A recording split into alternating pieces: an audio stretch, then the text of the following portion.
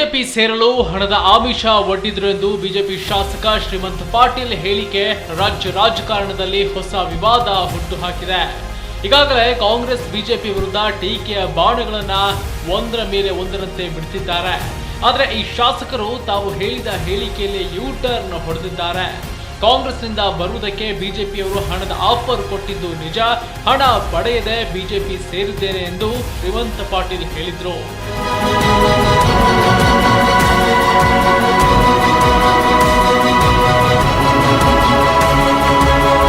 ನನಗೆ ಬಿಜೆಪಿಯವರು ಎಷ್ಟು ಹಣ ಬೇಕು ಎಂದು ಕೇಳಿದ್ರು, 1 ಪೈಸೆಯನ್ನು ಪಡೆಯುವುದಿಲ್ಲ.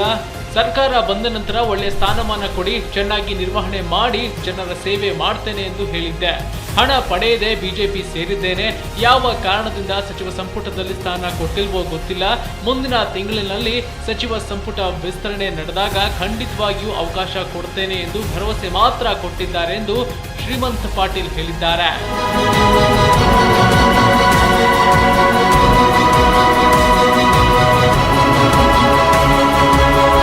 ಇನ್ನು ಕಾಗವಾಡದ ಬಿಜೆಪಿ ಶಾಸಕ ಶ್ರೀಮಂತ್ ಪಾಟೀಲ್ ಹೇಳಿಕೆ ಬಗ್ಗೆ ಟ್ವೀಟ್ ಮಾಡಿದ ಕೆಪಿಸಿಸಿ ಅಧ್ಯಕ್ಷ ಡಿಕೆ ಶಿವಕುಮಾರ್, ಬಿಜೆಪಿಯವರು ಆಪರೇಷನ್ ಕಮಲದಲ್ಲಿ ಮಾಜಿ ಸಚಿವರಾದ ಶ್ರೀಮಂತ್ ಪಾಟೀಲ್ ಅವರಿಗೆ ಹಣದ ಆಮಿಷ ಒಡ್ಡಿದ್ರು ಎಂದು ನಿಜ ಹೇಳಿದ್ದಾರೆ.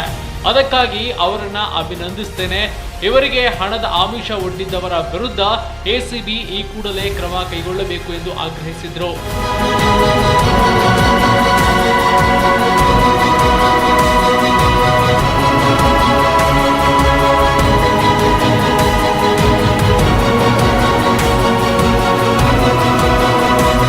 ಆಪರೇಷನ್ ಕಮಲದಂತ ಹೀನ ಸಂಸ್ಕೃತಿ ಬಿಜೆಪಿಯವರದ್ದು.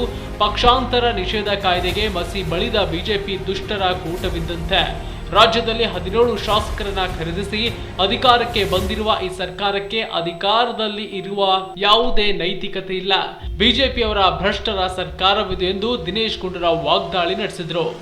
ಅಧಿವೇಶನ ಶುರುವಾಗ್ತಾ ಇರುವುದರಿಂದ ಸದನದಲ್ಲಿ ಶ್ರೀಮಂತ್ ಪಾಟೀಲ್ ಹೇಳಿಕೆಯನ್ನ ಪ್ರತಿಪಕ್ಷ ಕಾಂಗ್ರೆಸ್ ಚರ್ಚೆ ಮಾಡೋ ಸಾಧ್ಯತೆ ಇದೆ.